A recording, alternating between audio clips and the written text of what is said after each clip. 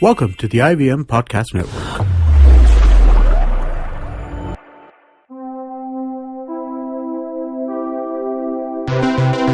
This is the Geek Podcast with Jishnu and Tejas.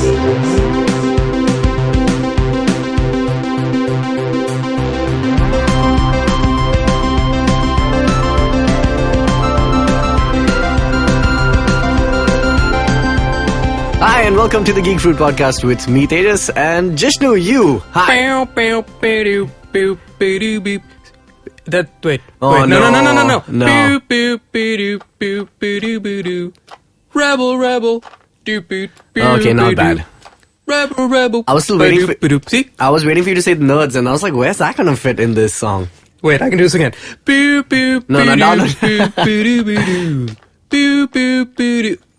No. Why do you doesn't. Shazam that for everybody? Because I don't think they'd know that song. If they listen, I don't know. It's a David Bowie song. I know. I'm just saying that, actually Bowie's should quite know connected that to song. You the should know that nerdist, song. to the nerd universe. If you don't know that song, it's high time you did. Funny you should mention Bowie, actually, because remember we spoke about how Harry Styles might be in Dunkirk, which is Christopher Nolan's new film. What? Yeah. We never spoke spoke about about it on this. that show. We Yeah, didn't yeah. know. I think you just... Yeah, we did it in one of the random news generators a couple of episodes ago. Spoke about this to yourself. No, okay, anyway. So this is the news, in case you missed it. Harry Styles is being considered for a role in Dunkirk, which is Christopher Nolan's World War movie. Yeah. And I was speaking to my flatmate, Albie Monu, and I was just telling him, I was like, why would Nolan go for a pop star to be in his movie? And then I was just like, yeah, but Bowie was there in Prestige, and he was Tesla, and he was great. And he's not much of an actor as in like... Though I think, I'm Bowie... there's a and Harry friggin' Styles. I'm just saying in terms of... And this is Bowie like casting age, what, 40, 50? Yeah, but it's not made him a better actor with age. No, it's made him a better musician, sure. It's the experience of being a theatrical performer. Fair Harry enough. Styles is not even half the... Well, Harry Styles Most was a people, reality show contestant. Like 6 billion out of the 6 point how many billion people there are in the world are not even half the performer. Fair enough. Forget musician. I'm just talking about showman. Are you well acquainted with David Bowie. the life and times of Harry Styles and his work with One Direction? I am not, but I'm fine with that. Being the same situation for myself. I'm okay with that. okay. Not So we knowing too don't much. know. We can't make We an might be educated surprised. I would hope for Mr. Nolan's sake that Mr. Styles... Mr. Styles. Wow. Is his name really his Harry name is Styles? Mr. Styles. Is it really Styles? Yeah, I'm not sure. I don't know. It could be a stage name. Let's ask our resident music person. Hey, May, is Mr. Styles actually Mr. Styles? Is it Harry Styles? Like, is Harry Styles? Or is he just like some Harry, like... May is behind the glass, by the Putnam. way. We're doing our best to lip read. Lip read, I don't know. Is his name Mr. Styles? She's nodding in agreement. I see a nod and a smile. Okay, I'm going to go with... there you go. So All Harry right. Styles might be in Dunkirk. What's his middle name? Cool? Good. Harry Cool Styles.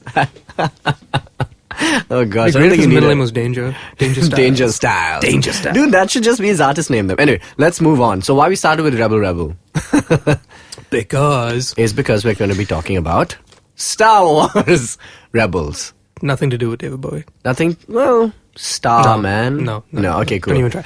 All So, right. last night, We both finished the season. We both finished two. the season at the same. Yeah. So the latest episode, the last episode of season 2. It's a 2-part episode, yeah. Yeah, it aired just this past week. Yeah. So we just saw it in time. And we've been caught up with Daredevil and Batman was Had two really Had you gritty seen kind of anything things. of season 2 Before this? Yeah. Yeah. So I mean, So you watched the first half up until the end of December. I saw the right? first half. I started watching past the mid-season finale, Okay. and I saw the first half of the second half of the season. If that makes sense, yeah. Oh, okay. So I'd seen a bit of that, and it was really good. Especially because, I mean, the season, the middle of the season, and we'll get into Rebels like after a break, but properly. But it ends so perfectly. And what Rebels does is that they release 2 trailers.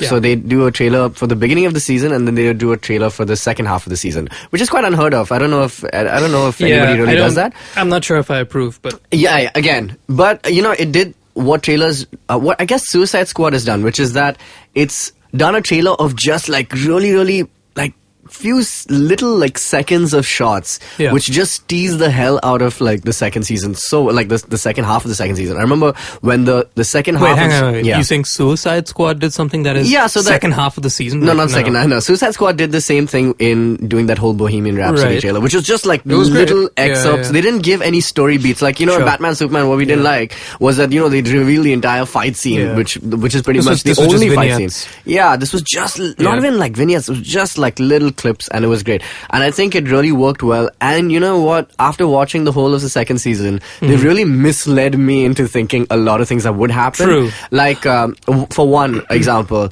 the lightsaber with the crossguard. Yeah. Which I have a theory about. But, Okay. you know, so in the trailer, they just show, Yeah, you know, Ezra Ezra with pick it. up the thing, and you're just like, what? It's green, right? It's Wasn't it? It was green, green, yeah. It's a yeah. green crossguard, you know, what do you call it, lightsaber. And I was just like, wow, this is insane. What does that mean? Is it going to connect to Force Awakens, Yeah. etc., etc.? Yeah. And in the show, he literally just picks it up. It's in the wake of a battlefield that Yeah. has happened there. Yeah. So it's literally for a few seconds. So it's misleading It's nice. also, and it was It's- good. yeah, It worked yeah, well. it was very good. So yeah, a few things like that, and I really like the fact that they tease the arc. So there's definitive like, and this is what, you know, children's cartoons have evolved like so much more. Like they're not children's cartoons anymore. Like we're watching it, we're like 27 years old almost, and we're just watching these cartoons which are so rich with, you know, character development. It's so good with story. And like what they did with that second trailer is that they did this whole, you know, arc. Is that the rebels are trying to find a base, and that's what the whole second half of the season is. It was which a is great. 3.5 minute long trailer for half a season of a show. That was insane. It was I great. was, It was great. I was left with a sour taste in my mouth because Fair enough. I one, know it you was hate 3.5 trailers. minutes long, but two, also because I mean they showed all the cameos that were going to happen. I said, well, why the hell would you reveal? Well, they actually revealed 90% of the cameos. Fair enough, yeah. The mall thing was So we'll get to little that. ambiguous. So before we do anything, Oh, obviously, right, yeah. spoilers alert. Spoilers alert, spoilers alert, spoilers alert. Big spoilers especially in the season finale, which was excellent. I was not prepared for this I was in not. any shape or form. So just so you know, I saw the first half of the season as it was released. So I saw it up until Yeah. December, until the Christmas break. Until basically Ahsoka's return to form, like where she basically reveals her lightsabers and all. pretty Yeah. much. So I saw it up until episode 13 or whatever it is, and then all through February, March, and now getting into April, I didn't watch anything. So last night, after a very long day at like 9 p.m. at night, I started watching the second half of the season. What? And So I wait, forgot how that many it was episodes did you have to catch up on? I saw from episode 14, I think, up until the finale. So I saw Oh, wow, like that's- 7 episodes. There are or whatever that 22 was. episodes in the Yeah, entire something like season. that. Whatever, 7, 8 episodes. Wow. And so it was daunting, but I mean, one, I forgot that it was 20 minutes long. So like you can watch 3 episodes in an hour. Yeah, so that's really good. Yeah, That was really nice. And that's also the problem of the show, which you'll get to. Yeah, and further still, the episodes are numbered differently depending on what so source you know you're why getting this them has from. happened? It's because they have an episode 0 for every season, which is like it's like a teaser of Yeah. the entire thing. So they have episode 0, so that just throws the entire numbering off, which Right. means like people are trying to download episode 0, but they think it's episode 1. Right. So and now everyone's numbers are like one all over the place. ahead, and then the last episode, which is supposed to be it's supposed to be a 2-part episode, just episode 21 and 22. It's just called 21, and then sometimes it becomes 20 and all. I saw it Like, as I oh, saw it as why? episode 19. Oh, what, really? So that's so How this did is you do why that? I don't know how, but this is how it got me so off guard, because it's one thing when you're watching a finale and you haven't been spoiled But you've for been anything. primed, but you knew it was the finale. I when didn't. It started. No, that's the thing. That's why it What? hit me so much harder, because when you know something is the finale, or you know it's Yeah, some you're- sort of you're closing, prepared, yeah. you are looking for where they're going to end this. Like, they're going to take you into the rabbit hole, and you're wondering, like, when are they going to cut me off? Right when it gets good. So in my head, I'm thinking this is towards the end, which means it's great. They're going to build up. It's going to keep building, and it's going to get even better and better. Yeah. But at no point was I thinking it's going to stop media Now, res. oh my gosh. And it And does. then one thing after the other just hits and hits. Oh and I my was gosh. like, no ways are going to go up one more notch. There's no yeah. way. This episode has to end now. And the episode just wouldn't end, because one, it's a 2-part episode. It's so good. It was amazing. And 3 being 2 being the finale, they Yeah. have to like throw everything they have at you. So like I was Yeah. just not at all prepared, and it just I really want to experience shows like this. Yeah, this more is often. so good. And I want to not feel know like when it's a finale anymore. Like, yeah, it's I like, haven't done that. I can't remember the last time I've done that when I've watched a finale not knowing it's the finale. yeah. And they had to throw in like they knew this was the high stakes one. Yeah. And it was so good because like I don't know if by the time they were making this season, did they know that there was going to be a season 3? I think it just got renewed.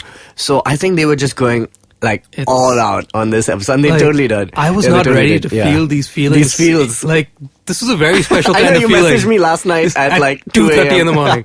These are feelings that we were not ready for this. No. Yeah. I mean, Till like episode 8 I of thought Star Wars. I thought Force Awakens was it. I thought they were done. I thought like, No, cool. man, now I they have ain't until done. They now I ain't have until done. 2017 at least. But holy hell, no! This was Yeah. So a anyway, bit much. So we're gonna talk about exactly what happens and I feel like you should watch if you are a Star Wars fan. Yeah. You need to watch Rebels. You absolutely need to watch Rebels. I can now say confidently that prior to this episode, prior Yeah. to this season, whenever Rebels would come up in conversation with anybody, Right. and they'd say, "Oh, what's it like? I heard it's a kids show." I would always say, "Yes, It's a kids show. Yeah, it's a there's kids no- show. yeah. It's definitely an aside Yeah. to the saga." It's great if you really want to get into it, but I understand most people wouldn't want to like invest If all you're that just- time. yeah, if That's you're just like fine. a casual kind of That's fan. fine. Yeah. However, now Now you gotta- the game has completely changed. You gotta watch Rebels. Now Rebels is right up there It's so funny with though. the best of them. I've been saying this about Clone Wars as well. Clone Wars has this depth and has this kind of maturity in like post like season 2 onwards. It gets this dark and it gets like this important to watch. It's like essential viewing, Yeah. and especially I enjoy this even more because like there's so much that happens in Clone Wars that's got to do with this, and there's stuff for the expanded universe fans. Oh my god, it's everything. So we're gonna take a short break. Let's take a short break, okay? Yeah. And then we're gonna come back and talk about this entire season. We're going to talk about why you need to watch Rebels, especially if you're a Star Wars fan. You need to watch Rebels, and we're gonna get into why Rebels is also still not there yet. Like it's still not reached its. I mean, with this episode it does obviously, but we're gonna talk a little bit about that after this break. Rebel. You can listen to Cyrus Says from our apps on iOS, Android, or our website, cyrussays.in. You can also listen to services like iTunes, Stitcher, TuneIn, SoundCloud, or your favorite podcasting softwares. It's cyrussays.in. Cool. We're back with the Geek Food Podcast. You're listening to Tejas, and Jishnu is here. Hello. Hi. Hi. Star Wars Rebels, man. Season. Shit. Should we just give like a primer for what happens in season 1? What is the main arc of season 1? Let's Just for let's people- catch them up in 60 seconds. Go. Okay, so season 1, basically what happens is, if you just, it's this entire story is set between episodes 3 and 4. So obviously it's a really unknown time. Nobody really knows what It's a happens. tumultuous time. It is a tumultuous time because the Republic has gone. No, and- what is the actual line in the scroll? What? In the crawl? It's something of turmoil. yeah, The- it's the alliance- engulfed in Something turmoil. is engulfed. What is engulfed in turmoil? The galaxy. The galaxy is engulfed in turmoil. Yeah. So it truly is, and this is before New Hope, and it's great because the Republic has now turned into the Empire. So it's really and this is a point where there's zero rebellion. The Rebel Alliance does not exist formally. And basically, there's a handful of like pockets of resistance, and one of those it's the Jedi hangover. Yeah, kind of. And But the actually, birth there's no- of the Rebel Alliance. Yeah, so it's kind of in that awkward phase. It's very much awkward. Yeah. And it's centered around, most of the first season centered around a planet called Lothal, where basically the Ghost Crew, which is made up of a couple of, these odd couple kind of, all these, guys who are just like from different backgrounds, which is like one guy is Zeb, who is like the last of his race, seemingly at that point. There's Kanan, Who's essentially sort of like a Chewie. Yeah, he's kind of like has Chewie, a lot of but similarity so much to Chewie's more story. depth Yeah, given he's in got this he's season. been given So one there's Zeb- because he can speak. Yeah, he can speak, obviously. And he's got such a great actor, that guy. Yeah, great he's an voice. American Great actor voice, and just great voice. amazing actor. Then there's Kanan, who is this kind of cowboy-ish kind of leader of the gang, who's basically Fred from the Scooby-Doo. Mystery Machine? Yeah, Fred from Scooby-Doo. And it's the same actor who's playing him. He's Fred with a lightsaber. Yeah, so it's Freddie Prinze Jr. playing that. So he's done a great job in this season. And there's Hera, who, if you've watched Clone Wars, is Cham Syndulla's like daughter, who's estranged from her. And he's a great character again. So she's a Y-wing pilot. Yeah, she's a Y-wing pilot from the Clone Wars, awesome. and she has her droid with her, Chopper. So let's take a moment to discuss Chopper. Please. So R2, if you have to just name all the memorable droids, okay, there's R2-D2, who's awesome. Now he's taken up like legend status, right? So R2-D2 is awesome, BB-8 is cute, and Chopper is an asshole. Like, he's just an asshole. And I think they went out of their way to make him... So there's R5-D4. Oh, we see R5 for from like a second. Obi-Wan's, right? Yeah. No, R4. R4-D5? Yeah.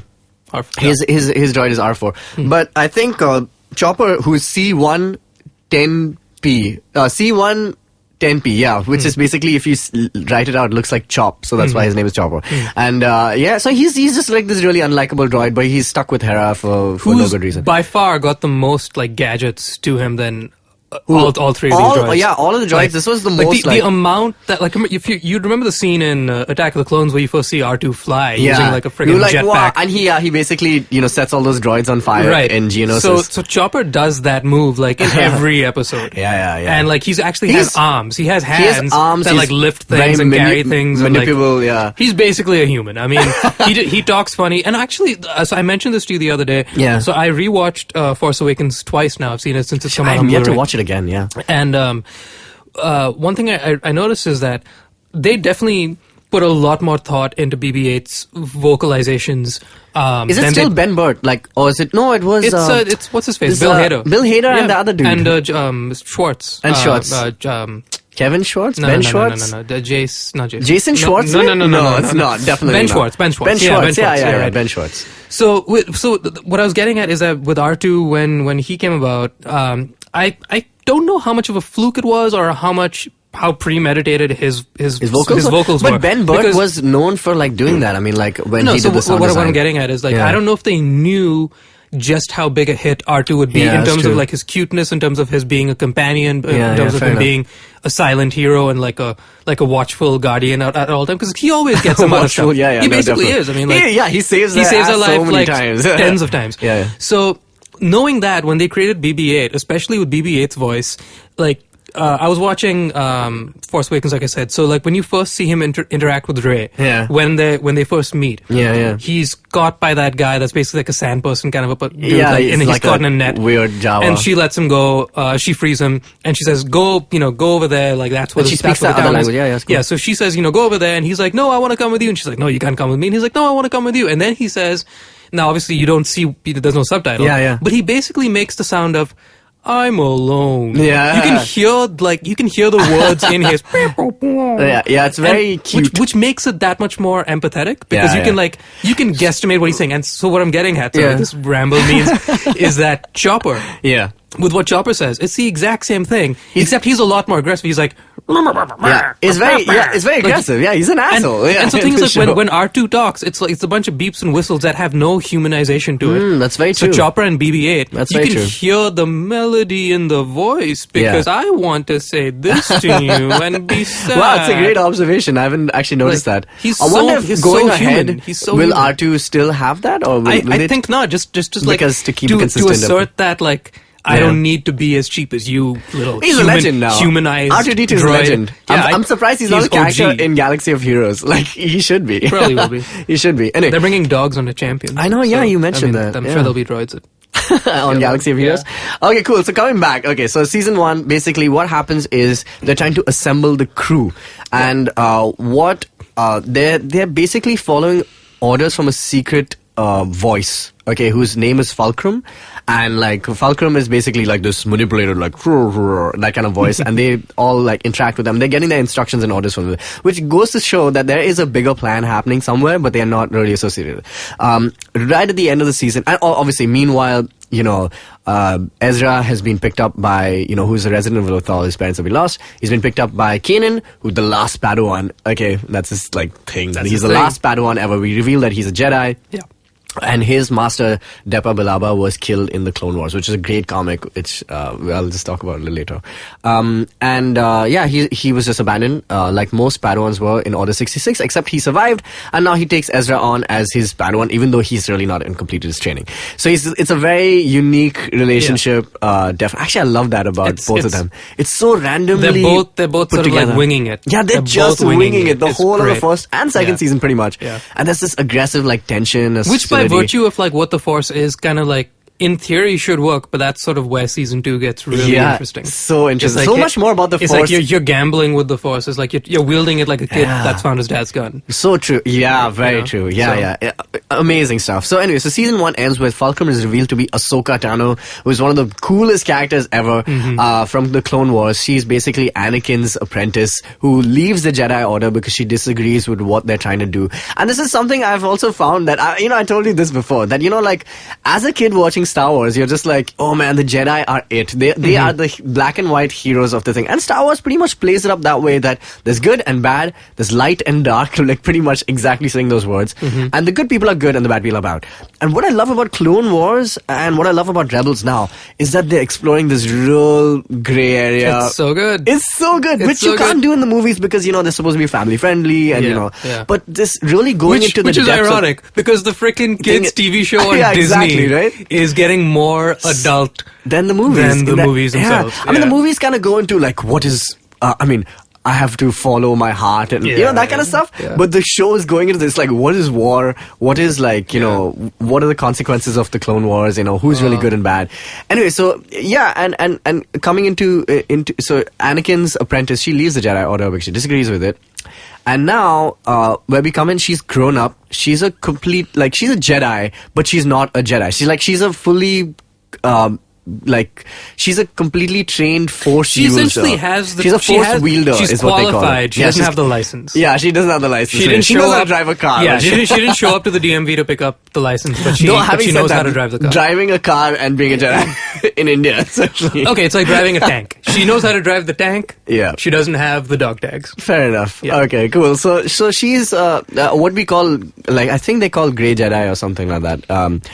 Anyway, we'll get into that. So season 2 starts with them now associated with a kind of a rebel fleet. Yeah. They're not really titled themselves as rebels. I mean, they are called rebels. But it is the Organa family's. Yeah, exactly. Sort of The Organa family is kind of instrumental in this so because just along the way through season 1, season 2, they meet they have a whole lot of cameo appearances from people that are in the movies, and so they've met people like Lando. Yeah, Lando's there. That's great. Young Lando. That's awesome. He's brilliant. As all so hell. good. It was brilliant. And it was Billy D, of course, playing him, so it was just great. Amazing. Voice. But anyway, so it's just that they meet a whole bunch of people from the movies, including the Organa family. And so General Organa sort of sets them up with a sort of merry band of... Yeah, Commander Sato. Who's essentially... Who's the Phoenix crew. That's what so the Phoenix is the name of the larger kind of...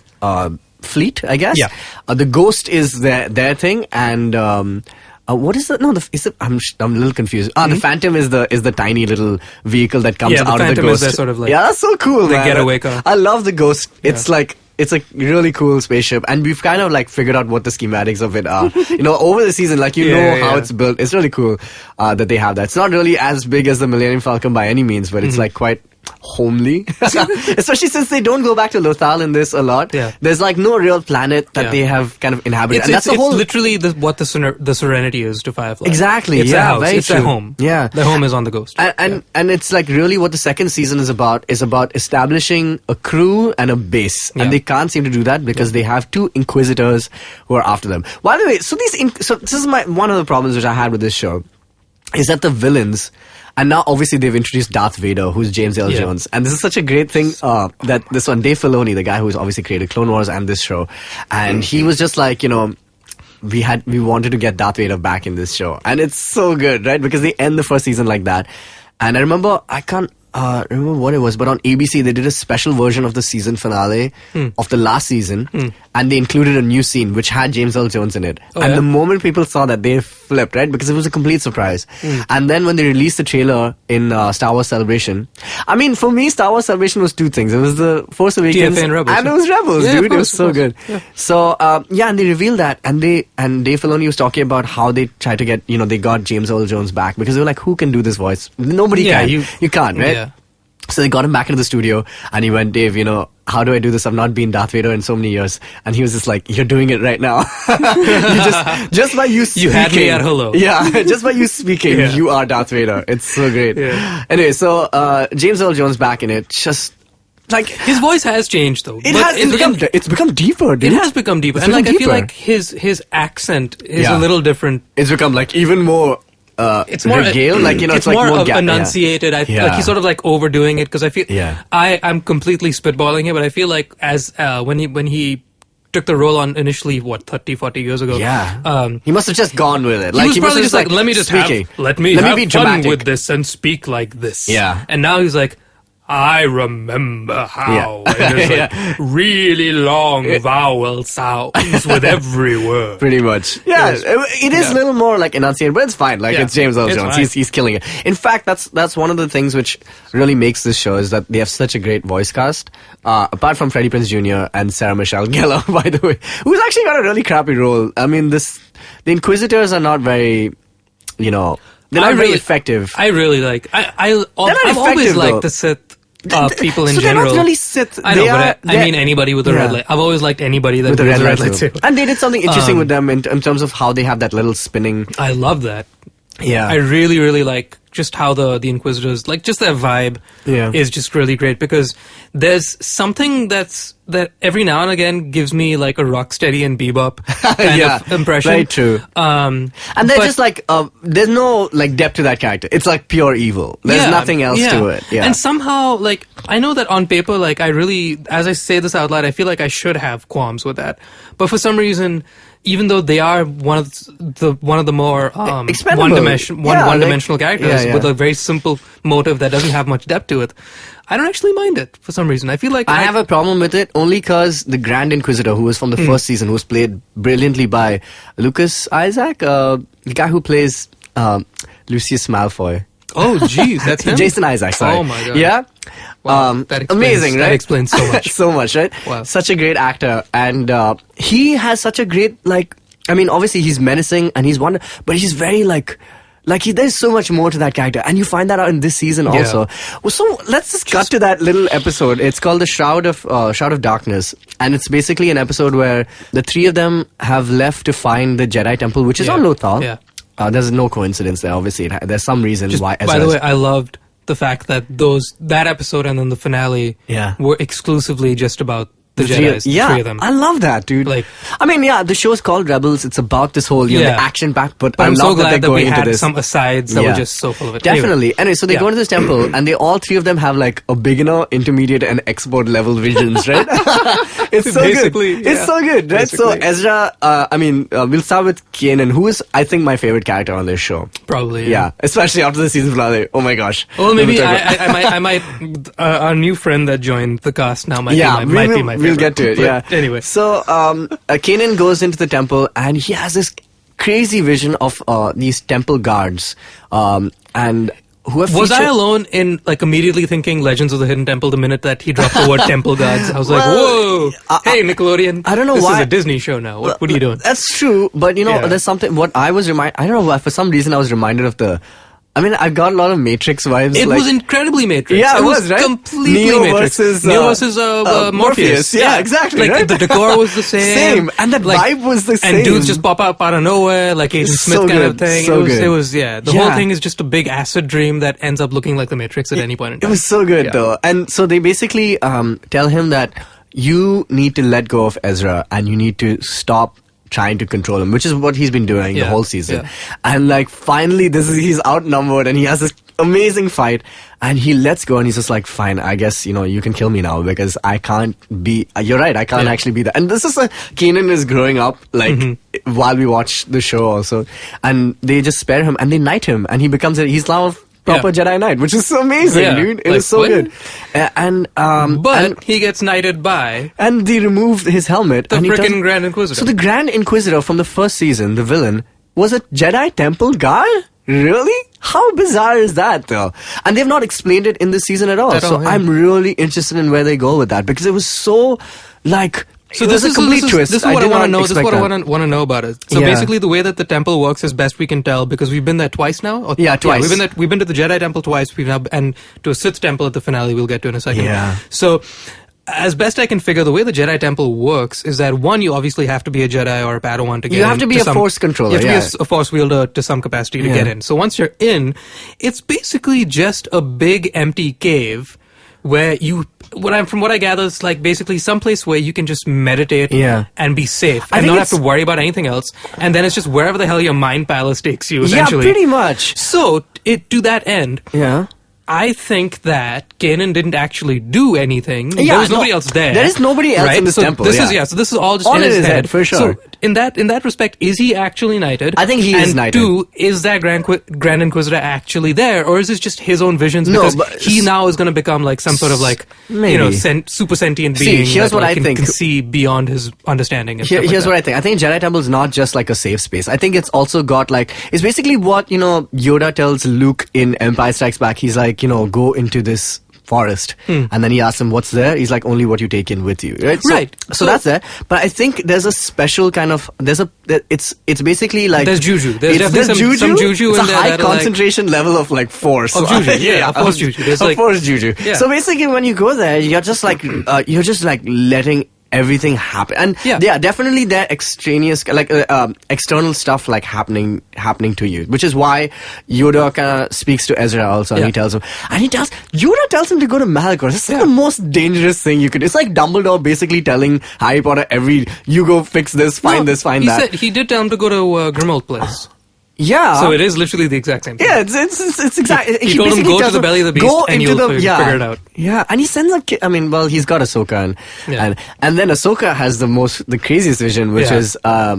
Which is not very well seeded in the beginning of the episode, but like basically there's Anakin there, Yeah. and that's when she realizes that. And how did she not put two and two No, together? it's though? not that she didn't realize. I think she learned to accept it. She always Yeah. knew. She always Yeah, knew. she that. always Like, knew. no, everybody and their mom who was around and Everyone's survived. like, it's this elephant in the room, right? Yeah, like, everybody everyone's that like, nope, survived. Anakin is everybody not. that survived episode 3 knows that Anakin Skywalker is Darth Vader. Yeah, that's true. I suppose. Everybody knows that. So she just sort of like I think didn't want to it's accept harder it. for her Yeah, 'cause I mean, she's yeah, apprentice. of course, yeah, so Oh I my think gosh, yeah. I think her mind palace was like, I just have to accept it. Like, all right, it's like her saying, all right, I'm an alcoholic. It's like, all right, my Ahsoka Tano. professor was like a messed up dude, and I need to kill him. Damn it, this is gonna be painful, but I have to do it. Yeah, I guess. Oh man, that's tragic. It was Yeah. just like Yeah. there's so much tragedy in this whole It's show. But anyway, so amazing. coming back, so they have this great vision, and they tell them to Yoda basically tells him go to Malachor. Mm-hmm. Now I want to take a step and just talk about Malachor for a second. So Yeah. Malachor is got great history in the Star Wars universe. One is because everyone knows that pre-Force Awakens, and this is before. This is just as Lucasfilm was sold to Disney. All the expanded universe stuff, all the the General Thrawn, all the stuff which happens after Return of the Jedi was retconned. I mean, it was basically said it was Not canon. canon, Yeah, it's not canon anymore. And some of the great stuff, which was like Knights of the Old Republic. Have you played that? Not properly. Amazing Actually, game, right? So- it's been sitting on my computer for years. So Knights of I've the just Old never gotten Republic around to is an amazing. It was one of the great games from Star Wars, and it had a sequel also. And basically, it's a great story, and this is set like 1,000 years. Like imagine Lord of the Rings. This is like 1,000 years before the events of Yeah. Lord of the Rings. It's like very similar. This is in the age when everything was like regal, and the Yeah. Jedi were like This full is it's force. like it takes place in the time of, if you want to continue the analogy, so it's sort of like the actual battle between Sauron and what's his face? Isildur. Yes. Yeah, and Isildur and Yeah. Elrond Yeah. also. Yeah. So yeah, it's pretty much that, and it was basically at the time where the Sith were rampant and the Jedi were also rampant. So it was a huge there was a lot of force going on. It was which the is Crusades. Why, It was yeah, it was the essentially the Crusades Crusades. of the Jedi, and it's actually really telling because right now this movie that is coming is called The Force Awakens. It's like literally everything has died out. It's awesome, man. Like you have to look at it that way. Anyway, so at this point there was this principal character is this guy called Raven, who then becomes Darth Raven. canon, and one of the big battles happens on Malachor, which is called the Scourge of Malachor, and I think that is the battle is what they're referencing in what they see in the last the graveyard that they walk and which through. is strange because now that's non-canon. So I think what they're doing is that they're still acknowledging that, you know, I think Malachor is still so Malachor is still canon. This is what I've read. Is obviously because it's been referenced in Clone Wars also. They never go to it because like it's referenced almost like, wow, no way in Malachor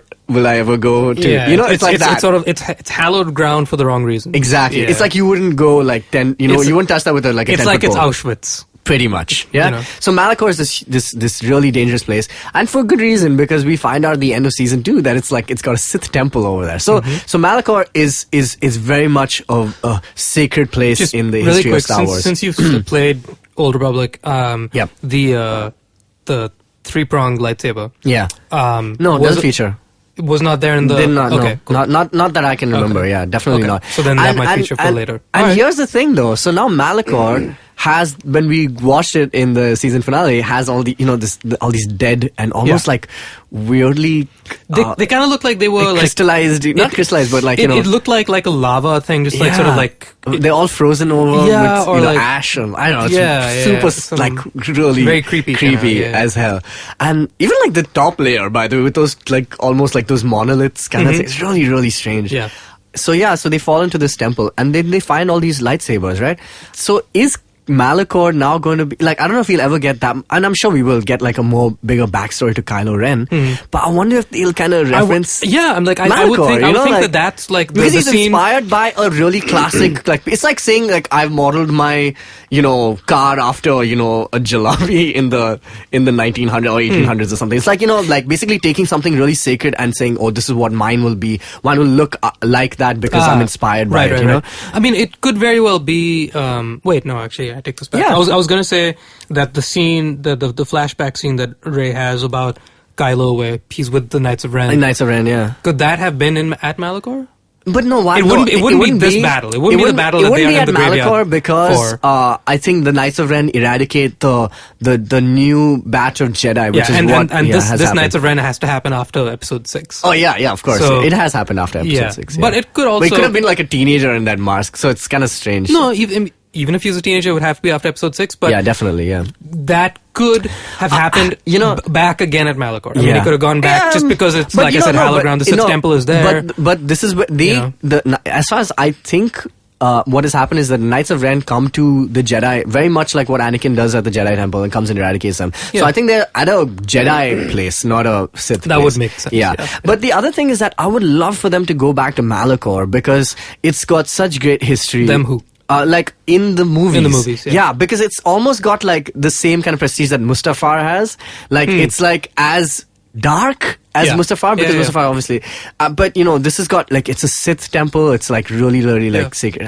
So it would be really great if they could go there, and I would like to see like a little more backstory to Kylo Ren and why he's chosen this spitty kind of lightsaber, crossguard lightsaber as his weapon of choice. It's really interesting actually, and I like to see how, and we're going to talk about this in a bit, but how Rebels is going to connect to Force Awakens. But this could be one of those things. But anyway, so yeah, I really loved that Malachor is a great kind of part of it, and that they're in this space right now. I was at the very end of curious as to second the fact season. that the crossguard that he found, that Ezra found, was actually a green one, which indicates that it was just a normal thing. way. I it guess was just an old, very much an old the way. Crusades. Yeah, in every which way. Yeah, the Knights pretty much. So then, to that extent, then I mean, is it possible that the Knights of Ren came out of good? No, I don't know if. See, I think it's just. Could they not have started as just regular old Jedi? I don't know about that, but a breed of Jedi. And besides, the Knights like of Ren are not all Sith, by the way, because if you look at that like small moment in that dream sequence which she has, there's a Mandalorian armor over there. There's like there are different species and different types of people. The Knights of Ren are made up of bounty hunters, Siths, maybe even Inquisitors. I don't know, man, but like it looks like a motley crew of of a bunch of bad guys, you know. Pretty much. So that's what I felt like the Knights of Ren were. Anyway, coming back to this, I want to take a step away from the Sith and the Jedi bit of it, because Rebels is still about some of the other better characters, and I just want to talk about some of the highlights of the second season. Rex coming back. I mean, actually, I love that entire beginning of the season, which was on Rex's planet, that whole Mad Max kind of vibe.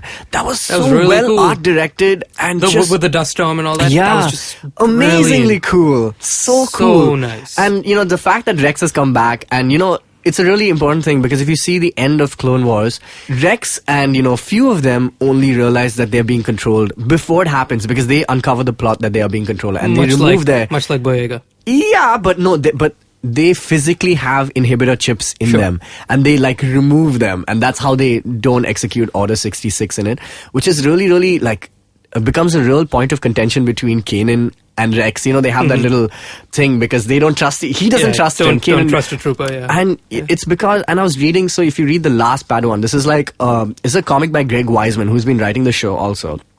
It's a 10-part series and it's about how Kanan basically escapes. And Kanan's real name is Caleb Doom and he is a Padawan. He's the last Padawan which survives, and it's great because there's a little moment where they're resting and they have these two commanders and you see them do Order 66 and they fight for a bit, but his master tells him to kind of just leave. She says run, get out of here, and while he's running away she kind of turns around and says, no, just go, and they shoot her in her back. And he basically witnesses the real, tragedy of Order 66, which is why he's so, thing about it, and why he's oh my god, this is clone troopers are the worst, stormtroopers are the worst, the Empire is the worst, which is why and then he changes his name, and he gets a Yondu kind of figure who kind of helps him. I love Yondu. Yeah, Yondu's great.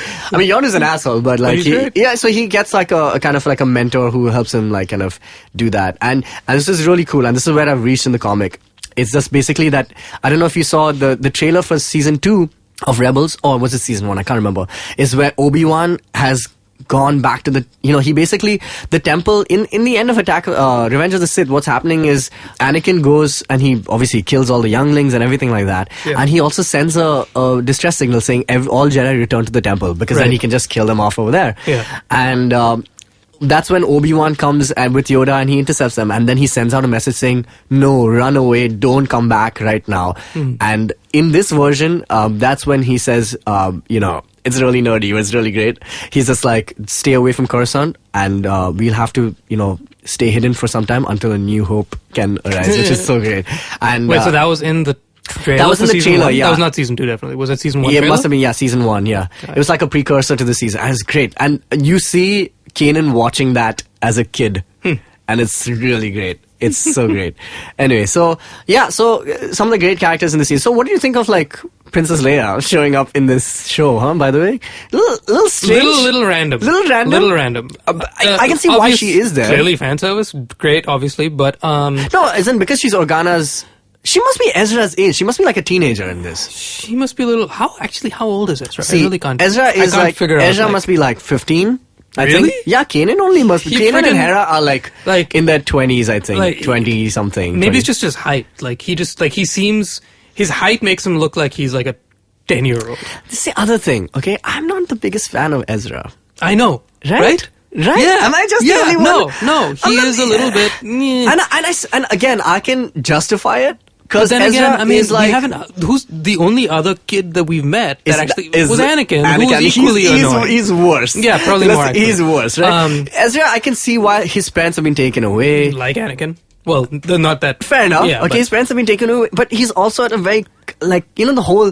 And this is what's happened with all the apprentices, all the Padawans, is that they're too old. You keep saying he's too old. He's too old. And in fact, the only guy who is still decent out of all these Padawans is Luke Skywalker. He was a whiny guy. Okay, I'm saying when he was a Padawan, right? Yeah, before he becomes a Jedi Master. Yeah, he's still a bit whiny. He's still well, tell me all these questions. I have all these questions, and they all have questions. And I think actually the best Padawan has been Kanan. If you read the comic, he's great. But he's also full of questions. And I think what about Obi-Wan? We haven't met him as a baby. So I have read Expanded Universe Obi-Wan stuff. I've read Expanded Universe Obi-Wan stuff, and in that, basically so he's being trained by Yoda, and the whole Jedis use the Force to grow crops, like they're farmers also. Oh, like Matt Damon. Yeah, exactly like Matt Damon. Yeah. So basically, I've read this one series where Obi-Wan is apparently he's a really feisty, angry kid, and no surprise there. I think all Padawans are just generally really angry. Because, man, living like a Jedi is pretty damn boring. No, it's Especially not for a that. kid. No, See- because your whole childhood goes, Yeah, you but have they to don't sit know there that. and They don't meditate know- all day. You're a kid, you just want to play with a stick. You just want to go outside and play with They a have ball. the coolest there are stick no, ever. There are no balls in the Jedi Temple. There are no There are no sticks. balls in the Jedi There are only Temple. sticks that'll kill you. It's no fun. Oh yeah, no.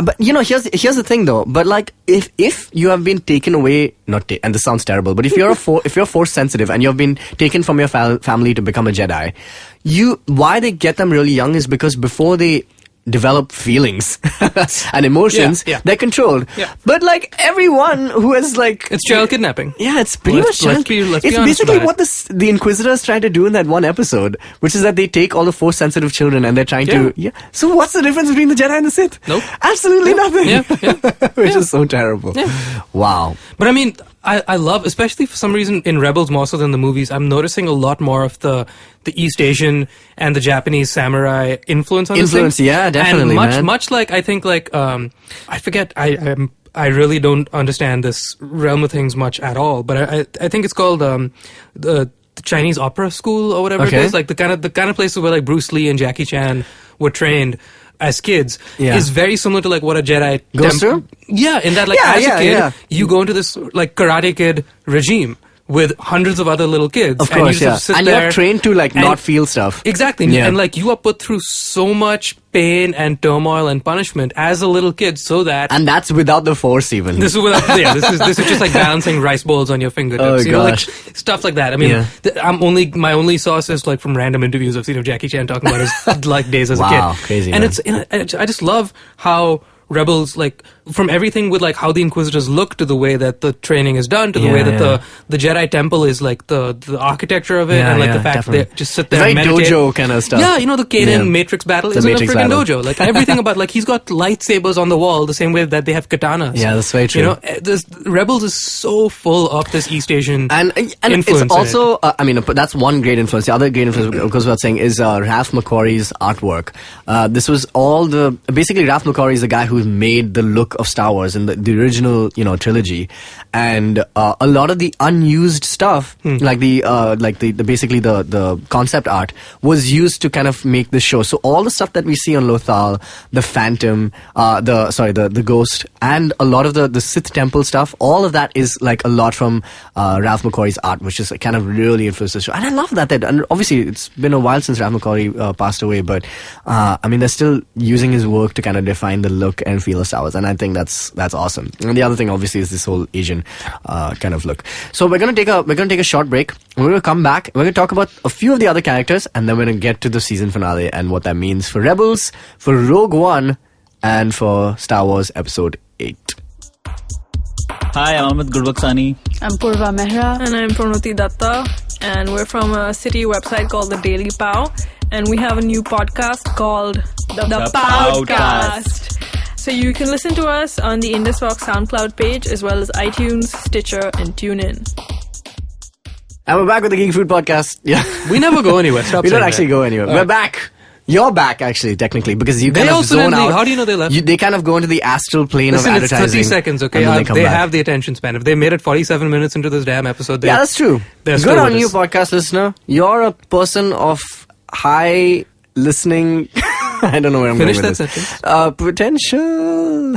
I want to say Clearly. potential. No, but they've displayed their potential. yeah. Moving Concentration on. levels. Let's You talk do more not stuff. have ADHD. Let's That's just keep great. talking. Okay, cool. So we're back with Rebels. Very, very cool show. You must watch it, especially if you're a Star Wars fan. I'd even suggest watching Clone Wars first and then going to I'm a Rebels. little, honestly, with the whole Ahsoka storyline, You need to watch it, dude. as gripped as I was, Okay. I knew that, like, instantly I regretted that I didn't see Clone Wars as much as I wanted to. And when Clone Wars even started, it was like the first season was really it was still very kiddie and they didn't know what they were doing with it. Yeah. Second, third season, like when it goes on. Yeah, like, that's fourth, what everybody tells me. So I've good. only seen the first Excellent season. stuff. That's why I was like, especially, and I'll talk about the mystery character. Yeah. By the way, in the trailer for the second Yeah, I half know. of the season, Yeah. when they show, he's like, Yeah. just call me Old Master. Yeah. They don't show his face properly in the trailer. They didn't. You couldn't tell that it was said character. Well, I mean, I saw Until- the trailer. No, I saw the trailer again after I saw You can? the finale. It's the exact same shot. Oh, yeah? It's the exact same shot. Because I couldn't tell. Yeah. I had no idea. Props to them. Yeah, it Because was I mean, great. like even when he showed up in the finale. Yeah. before he reveals himself, I was like, no, that. I know, You're right? kind of like, but you're not, right? You're like, It was so good. No. Okay, cool. So let me just quickly... You're like a brother of some sort. Let me quickly just go through some of the other highlights of this season. Yeah. I mean, obviously, Ezra's been fighting with this whole dark side. You know, he's being pulled to the dark side. Also, other thing we really need to discuss. Hera and Kanan are totally a thing, right? Well, like he's he's an kind of oblivious. ex-officiado Jedi, so like he's, in theory, he should be But they a totally celibate. got hots for each other. They should totally hook up. Because like they're so good. And I love Hera because she's such a like straight A character. Like, you know, she's like I see them more as like Malcolm Reynolds and Gina Torres. What's her name? Like the work wife. I see them more as like a work wife. Yeah, but I that, would really like for them to kind of consummate that relationship. I feel like then their work life relationship is just gonna go. Friend, you know why? I'll tell you out the why. Because window. if you watch the entire season, I'll tell you where. There are two moments. Okay, one is when Hera's father comes back, Cinderella, and he's just like, and Kanan asks Ezra, he's like, how do I look? Do I look fine? And all that stuff. And you're just like, why would he care? But obviously, it's the parents of the woman he cares about.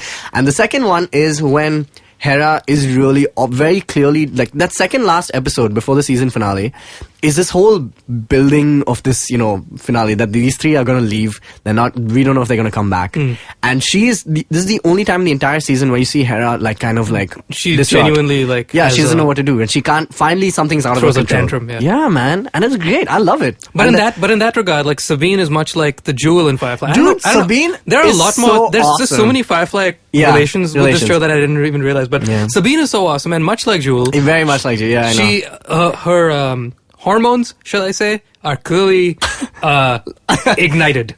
So she actually is actively trying to like find somebody to like make space love with. Ketsu.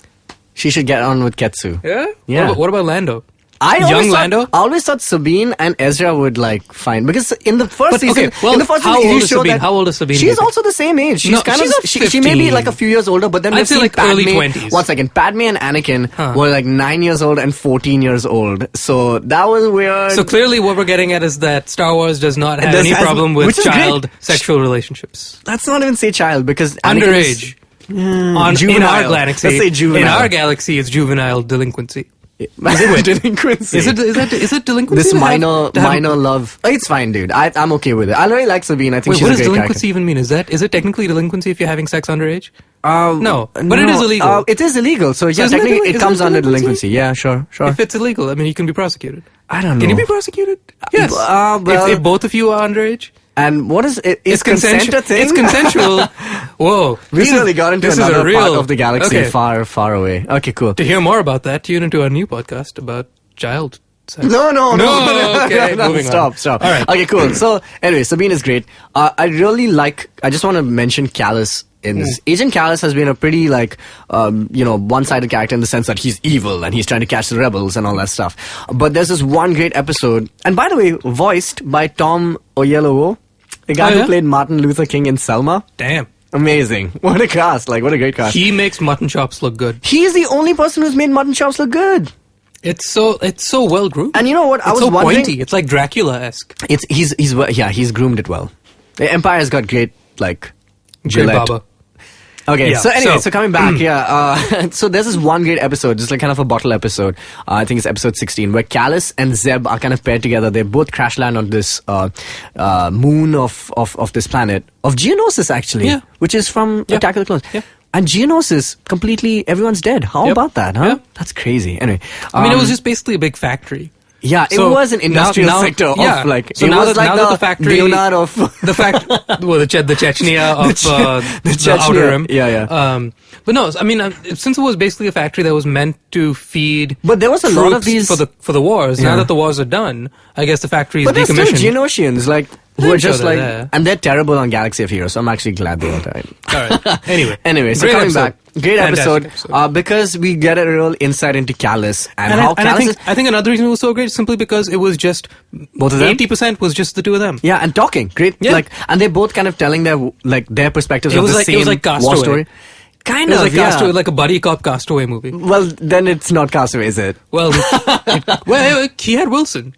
Well, that's true. He has Wilson. That was but this is great because, we finally get Tom Oyelowo to kind of deliver a really good performance. And, really solid. They kind of trade And you kind of see that the Empire is really not what it seems like. And this is what I'm saying. Like in the movies, it's so black and white. Yeah. And in this show, they're kind of going into, and why the Empire may not be, like people in the Empire, like Finn in Force Awakens, they may actually just have a conscience. Yeah. And I'm saying this so, like... No, I think you need that. I mean, otherwise, like, it does get way too one-dimensional. Yeah, it gets too one-dimensional. And it's so great because at the end of the episode, you see Zeb kind of goes back to the Ghost Crew and everyone's like, oh, cool. I don't think, have we ever seen somebody on the light side or on, the Rebel Alliance side or whatever you want to call it, the Resistance side, ever showing mercy to...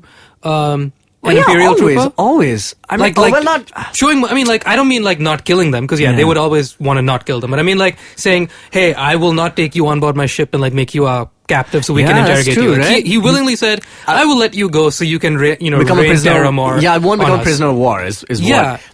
Which was quite interesting. Awesome. It was great, but I don't think we've ever seen that. Which was I don't think that much more awesome because this show lets you. Yeah. So and he's just coming back. So he goes back. So Zeb goes back to his crew, and everyone's like hugging, and they're like all cool and stuff like that. And when he goes back to his Imperial kind of troop or whatever it is, nobody gives a shit about him. And he just goes back. And the last shot is him sitting in his room, and he's just like, "This life sucks." Yep. So I really am interested in seeing Callus in the next season. If he kind of goes to the good side, how crazy would that be, dude?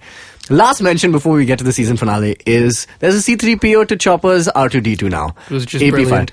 Yeah, it was. I really enjoyed it. It was a good episode. It was such. A lot of people hate Chopper, but I mean, giggles. It was just a random episode. It was good. It was good. And I mean, we're gonna see him more. Right? We're gonna see that guy again. AP5. Yeah. And he's kind of remind me a lot of Alan Rickman's Marv. That Alan Rickman voice. That whole drawl, why am I even here? Yeah. And I love it because at the end of that episode, they're all about to go to this one base where they think they can set up the rebel base, and then Chopper's like, "No, don't go there. It's a trap." Yeah. And go to this place, and they're all like, "I cannot believe the entire fate of the rebel crew is relying on Chopper's information." And he's like, "Yeah, just don't think about it. Just don't think about it." Such a great line, man. But speaking of the end of that episode, so when he almost dies, right, and that he does die, and they revive him. So normally I would be disappointed when they bring somebody back because I love it when they kill people off. So, you love killing characters. So when they killed him off, I was like, "Oh, this is amazing! Please stay dead."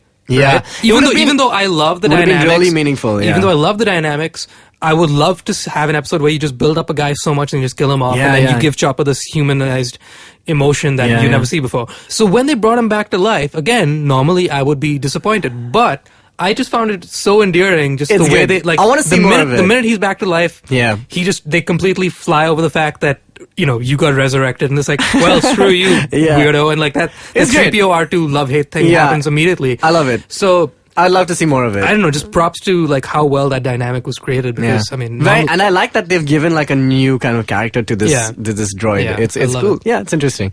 So that's the final episode before the last episode, and then we get to the season finale. So let's do the season finale. Really, really amazing episode. They go to Malachor and they find this Sith temple. Two things happen. There's an Inquisitor there who's searching for something called the Shadow. Yeah. And so Kanan and Ahsoka kind of get split up, and they split up from Ezra, and they go chasing after him. And who's suddenly, by the way, a new Inquisitor, which I thought that was pretty random, but it's okay to balance the fight that was going to come. What's about to come. Yeah. And there's this guy, his character, who comes off as Old Master, and he says, "Just call me Old Master." And by the markings on his face, you can tell it's Darth freaking Maul, okay? Which is so awesome. And just quick backstory, in Clone Wars what happens is that there's this group called the Night Sisters, and they're from Dathomir, which is the planet which Darth Maul is from. And there's a guy who becomes the new kind of apprentice, like he is becoming like a very powerful kind of adversary for the Jedi. His name is Savage Opress. Amazing name, okay? And he's basically yellow Darth Maul, okay? And basically he loses at the hands of at these guys, and he goes and he finds out that he has a brother who's now obviously got robot legs, okay? And it's Darth Maul. Yep. And Darth Maul is like, rejuvenated, and he's, basically made alive again, in the sense that he's given back his strength. And they go and they fight and they lose again really badly. Count Dooku kills off Savage Opress, and it's a great moment. And Darth Maul is kind of like left at the hands of this guy, but like there's nothing really revealed about how his conclusion. And the fact that this, kind of showed that he's alive. And the great motivation is that he hates the Jedi, obviously, but he hates the Empire even more for like abandoning him at the time He's just gone rogue. He's gone so rogue. He's an like uber powerful rogue ex-Sith. And he's old. Is Darth Maul old? How strange was that to see, though? Honestly, man, this finale, for me, felt as real, legitimate, and like hit me where it hurts just as much as any of the movies. Yeah, I agree. 100% just as important in the whole... It's as important. And the fact that it's canon makes me even happier. Like, Yeah, that this is real. And it was dealt with so tastefully. Nothing about it seemed over the top. Yeah. So when he gets introduced, he's wearing this like hood thing and refers to himself as Old Master and whatnot. And that continues for a solid 15-20 minutes. Yeah. And you can see the markings on his face. He's convincing Ezra to kind of... And the first thing I realized was like, his voice was not at all what I thought it would be. But you remember Peter Serafinowicz? He was the guy who voiced Darth Maul, and he has one line which is like, "At last, we will reveal ourselves to the Jedi." Right, which is that so whole British. It's so tiny that like you basically forget about it. Yeah, and you don't think Darth Maul can speak? I know exactly. Yeah. He's always been sort of like this silent killer. That gives just that air of mystery about him. But his vocalization in this episode had a very Peter O'Toole kind of. I want to say Scar from Lion King. It had a very Jeremy Irons kind of like, I'm going to whisper into your ear. Very well. I will just Sam Witwer. seep it in. Same guy who did the guy in Clone Wars. Yeah. Amazing actor. Really, really and great so voice. even though Ezra is annoying and like he's childish and had a very Anakin-ness to him. Anakin-ness, yeah. So even though his performance is not exactly the best, just the fact that all that Ezra's played with his dialogue at least, or the only thing he had to play with once Darth Maul came to the picture was like, no, I shouldn't follow you. They said I shouldn't do things like this. Okay, I think actually, yeah, you are kind of convincing. All right, I guess I will. All right, fine. Okay, I'll go pick up the holocron. I'll do everything you want me to do. But there was that one great moment where he throws him across to pick up the holocron. Yeah. And like you think he's gonna drop him like after he gets the holocron, but he doesn't. And that was like very Scar. That was very Scar. Everything about like just how close he was keeping him to his chest. Yeah. Was very loving. Yeah. In a very creepy way. But then she reveals his endgame, which is that he does want him as his an apprentice, which was just... It was awesome. It was so amazing. It was so great because finally when they all four of them meet up, and obviously Ahsoka recognizes Maul. Now he just goes as Maul. He doesn't even go as Darth Maul. And just like, it was so great because Kanan is trying to fight for Ezra to be his apprentice. At the same time, Maul is just like, do you mean my apprentice now? But Kanan also just got an earful from from acid Jedis at the temple saying he should not be your apprentice. And Ahsoka says the same thing. She's like, he's not going to fall for the dark side. And he's like, why? It's like, because you trained him. Yeah. So I was like, so here's the thing. So from Kanan's perspective, which is why it's so great, from Kanan's perspective, everybody that is worth listening to is telling him, don't chill out. Don't train him anymore. Let him be his own thing. But he also knows he has to train him, but he can't like force him into being, pun intended, force him into being, So he knows he has to ease up like crazy on Ezra. But at the same time, he knows that if he's going to go with Maul, then no good is going to come of this. So like he's caught between a rock and a hard place. Nah, I agree. And then now the best part is insult to injury. If he could not get any more badass, he becomes the Daredevil of the Star Wars universe. So let's just cut to this. Okay, so basically there's a great fight that happens between 3 Inquisitors, and what a team up. Okay, so 3 Inquisitors versus the 7th brother, the 7th sister, the 5th brother, and the 8th brother, who is by the way the new guy, versus the Ahsoka, Kanan, Ezra, and Darth Maul on their side. How insane was that? Seeing a lightsaber battle comprised solely of red lightsabers where they're fighting each other was so cool. A very odd, weird, because you're so used to like seeing a lightsaber battle where you can this just like, okay, look at where the colors are going. Okay, whose color is winning? But now it's like there's no color. You're but that's looking what at I people love in black. about Rebels is that there's nothing is the same. There are no rules. There are no rules. It's so good. It was so good. So they have this great fight, and they're trying to basically place the holocron in this obelisk, which is apparently a machine that will help destroy whatever's appearing. I love that he had the line, next. This battle station. I just love the fact that he said, you're not only gonna activate a temple, you're gonna like start this battle station.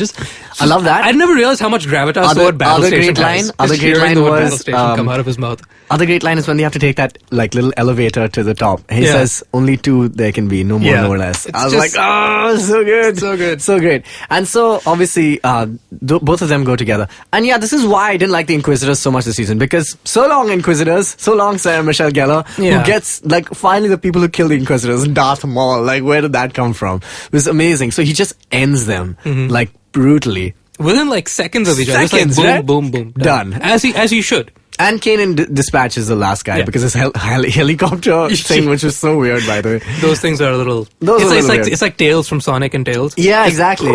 It just like goes rotating around. Yeah. Anyway, so last bit of action is Maul basically reveals his endgame, and it's Ahsoka. And Ezra's gone on his way to put the holocron in the thing. And it's Ezra and Kanan versus... it's Ahsoka and Kanan versus Maul. Which is the best. I think that was the highlight for me. Because Ahsoka again gets incapacitated. I think she gets like... no, she goes to run after Ezra. She goes to save Ezra. She goes to save Ezra. And it's Kanan versus... And it's blind Kanan. It's blind Kanan. Maul blinds Kanan. And this is such great consequences, man. It's like, so he literally blinds him. And this is it. Kanan's going to be blind now for the rest of the show. How crazy and then is that? he puts on a helmet that makes him look like freaking Freddy. I mean, Jason. He looks like, well, Freddy. Oh, Freddy? Freddie Prinze Jr. That's what I meant. But he looks, basically, he's taken the same Jedi Temple guard helmet, which is amazing. He puts that on. It is like he defeats him in a matter of seconds, but it's just like the coolest fight scene ever. Yeah. Because how he does it is like it's very Daredevil. Yeah. And it's also like, and this is another Neo kind of thing, right? Because Neo at the end of Revolutions also gets blinded. So it's just reminding me a lot of that. And it was just like, he blinds him, they fight and do these like just real precise movements. And the last act is Darth Maul tries to punch him and he just so quickly catches it. Dude, and he throws him off the edge. Yeah. Amazing, dude. But speaking of him being thrown off the edge, I love that there was so many nods to the Maul, Qui-Gon, Obi-Wan fight. Exactly. Like, when he's leading Ezra into to the thing. Yeah, like, those doors. He's like, that's exactly how many of these thought. doors are there? Like, he just like... That's like exactly what I thought. A solid 3-second pause where just the camera's looking at Darth Maul being like... I've done this before. Just trust me. I've just done this before, yeah. It's going to end well, I promise. Yeah. And then so good. he falls off a cliff. Amazing. So good, right? And then, obviously, we'll just get the last penultimate fight. If this thing couldn't get even better. Chopper says, and Chopper, who's in the mix of all these Jedis, right? He's just there. He's like, okay, there's one more TIE fighter approaching. And who else is it but Darth friggin' Vader, who just comes so badass, standing atop his TIE fighter, just coming down. And he finds Ezra, who has placed the holocron in it, and obviously hasn't realized the weight of his actions.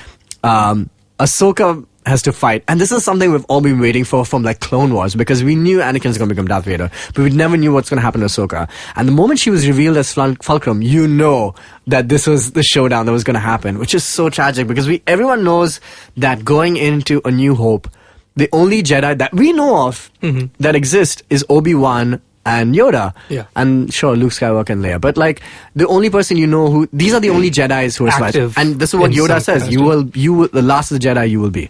So we, as of yet, don't know what's going to happen to Ahsoka, Kanan, or Ezra. They may well all be killed off in a very Toy Story 3-esque kind of way, you know? Yeah.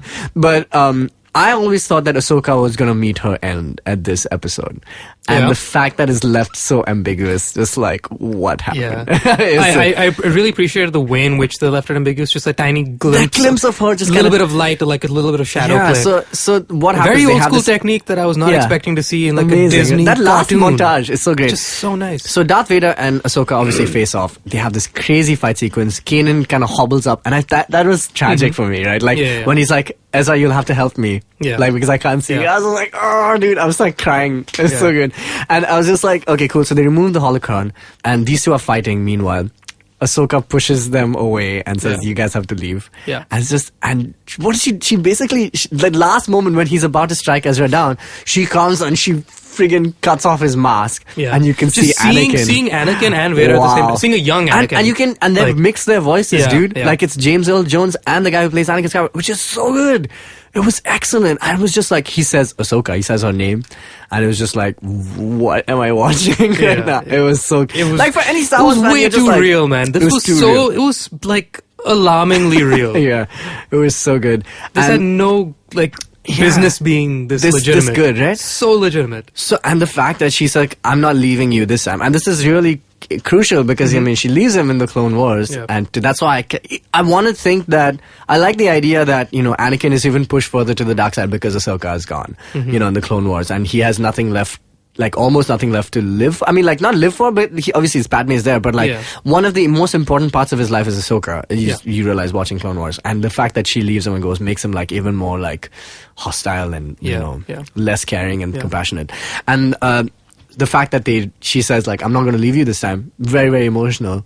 And the fact that, like, you know, they have this kick-ass duel at the end. So good, dude. So amazing. And, you know, last bit is that they escape this crumbling kind of Malachor temple. And Maul survives, which means he's going to be there in season 3, which is going to be great. And I love that he survives the exact same way Vader does at the end of 4. Exactly, just right? like flying away in a TIE fighter. In his TIE fighter, pretty much. I don't know what happens to... So Darth Vader survives, obviously. He comes stumbling out of the temple. And she goes into the temple. Like, it looks really strange, right? Yeah, she's entering such a bizarre... Like, it kind of looks like a ghost you're seeing. It's just... The last montage, basically, is just showing the reactions Actually, of now that I said that out loud, I'm thinking, like, a Force Ghost Ahsoka in the next season might make a lot of sense. Does she know how to do that though? Because it's a very it's a very unique kind of trait.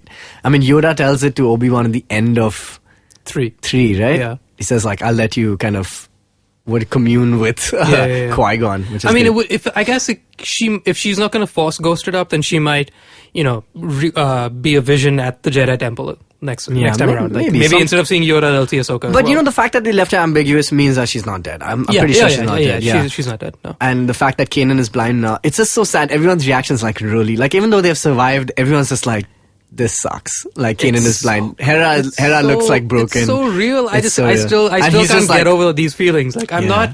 It was like hardcore, man. Like. It's April 2016. This was not on my calendar to feel these things. So let's talk about December 2016, which is Rogue One, which is going to come out. I think there's definite connections going to happen between season 3. I think because they have another season before Rogue One comes out. When does season 3 start? It's coming back in the fall. So September is when the next season comes out. So the mid-season finale is I think when the we'll come into mid-season, Rogue One. Yeah, it's kind of like what happened with, they stopped before Force Awakens came out so that they could give all the marketing to that. Yeah. So I think similarly, but I think definitely there's going to be some connection because this is exactly the same period of time that the movie is going to come out is when, or maybe give or take like a few years. So I think definitely some connection is going to happen there. I think we will be introduced hopefully to some of the characters who will be featuring in Rogue One. So that's this one, Felicity Jones' character, Diego Luna. I hope to see some of them. I hope to see a better Rebel base established. Yeah, I think that's very likely. I feel like you probably see Sato and... Yeah, and this is the other thing, you know, because they come so close to going to Geonosis. Yeah, and that's the first time we see the plans for the Death Star and Attack of the Clones. Remember, Count Dooku kind of shows that this is what's being constructed. And I can very much think that apart from the droids that were being made, maybe the Death Star was being constructed on Geonosis, which is why I'd like to go back there and see what is happening pretty much.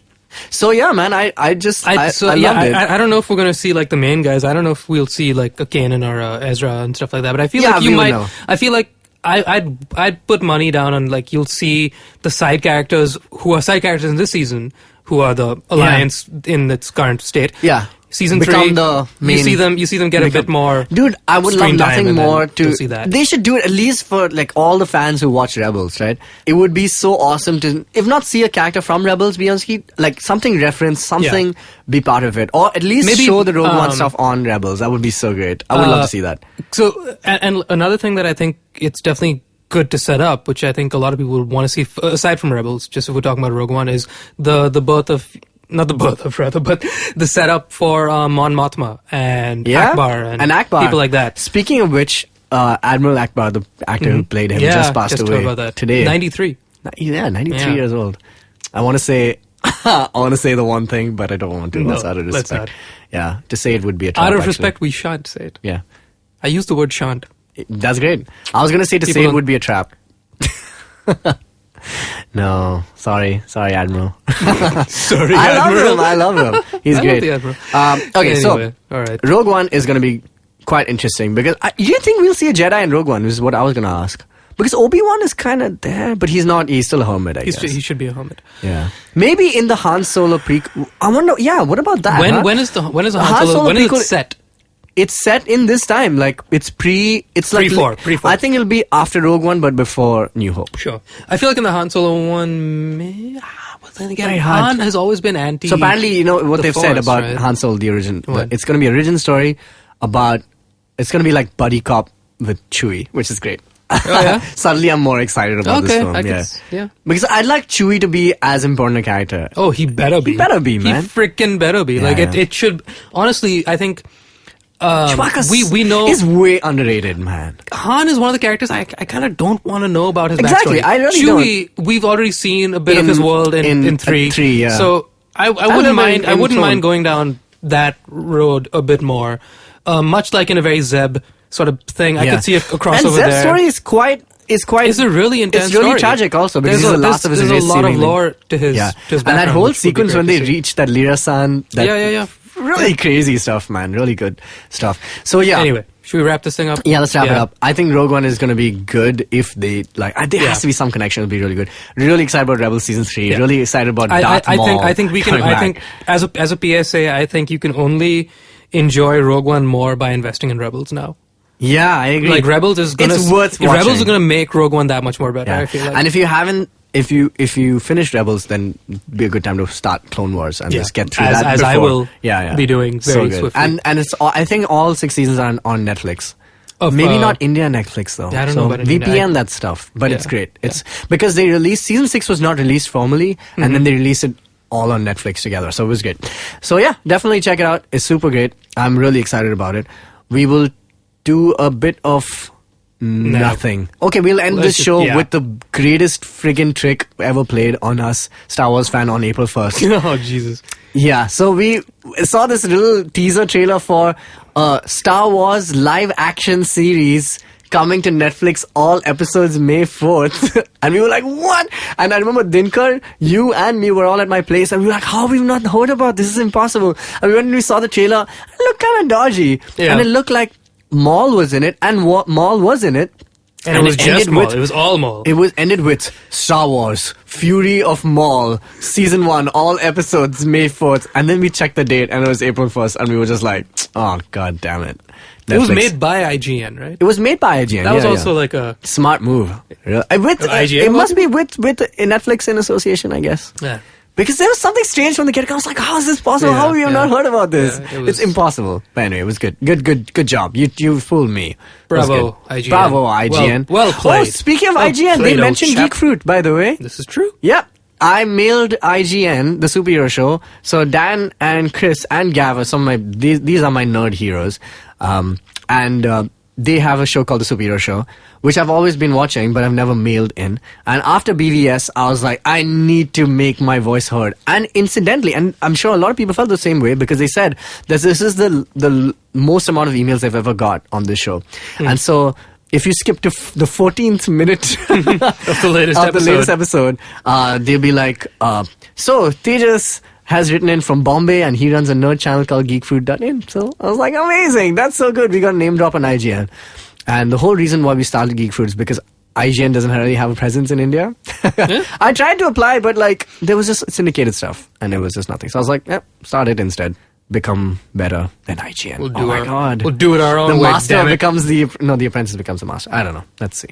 Or you just go rogue. Oh, yes. Or that. So many references, Jishnu. So many. Let's end the show. Let's go home. Okay, so if you have any questions about Rebels or if you want to write to us, like a lot of people have been actually, which is crazy to think about it. Yeah. Considering we're only a few months old. Please continue writing in. Our website We is love hearing geekfruit.in. from you people. You can also write to us on contactgeekfruit@gmail.com or find us on all social media networks, which is at geekfruithq. That's on Facebook, Twitter, Snapchat. Which Apparently. Jishnu's handling the Snapchat account. Yeah, of course I am. And you can So find us on well. Instagram also, where we have many followers, by the way. Yeah, we've crossed 500. Yay! That's so How did good. that happen? That's nothing. It's negligible, but it's good. It's considering we only started a few months ago. Yeah. Cool. See you guys next week. We're going to be talking about either iPad Something gaming, else. either iPad gaming, or we're going to be talking about something else. Jungle Book. Jungle Book, probably. Yeah. Jungle I Book. got a good feeling about this. Or Kung Fu Panda 3. Hey. So animated movies, we should talk about that. Let's talk about stuff. Okay, bye. Bye. May the force be with you.